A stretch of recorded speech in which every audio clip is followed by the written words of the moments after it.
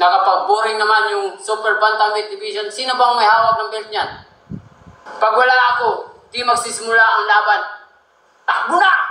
Sino nagsabi na finish na karir ko? Sino na naman yung pinalit mo, Naoya? Akala ko ba ikaw yung pinakamalakas? Hoy, Naoya Inoue. Huwag kang matakot kay Cuadro Alas, ha?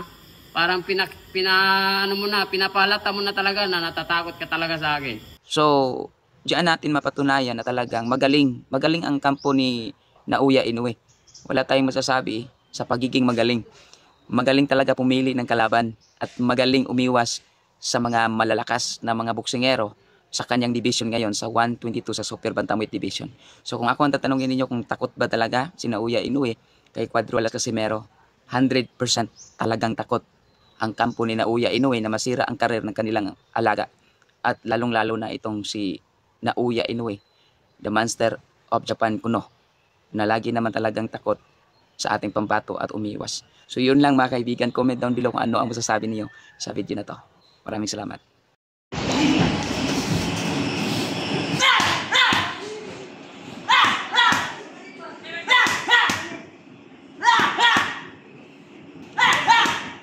Grabe ang lakas.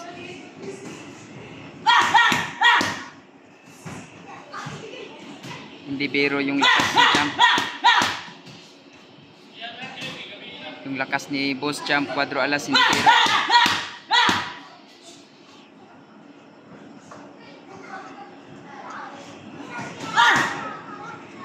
Sa angas ng Pinas, nandito na naman si Cuadro Alas.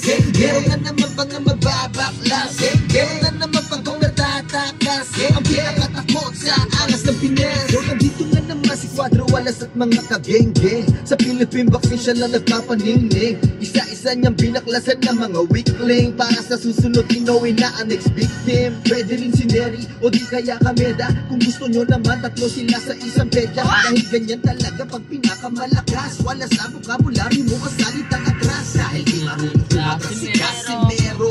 Sa ibabaw ng lona isa siyang henyo. Marami mang kontra, di makakaporma. Si Casimero lang nakakatapos ng obra.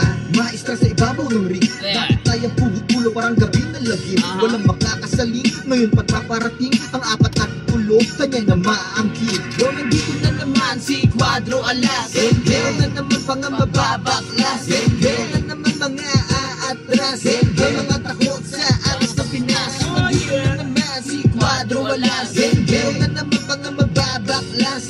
Meron na naman pang natatakas. Ang pinakatakot sa aras ng Pinas. Nagtaasan na naman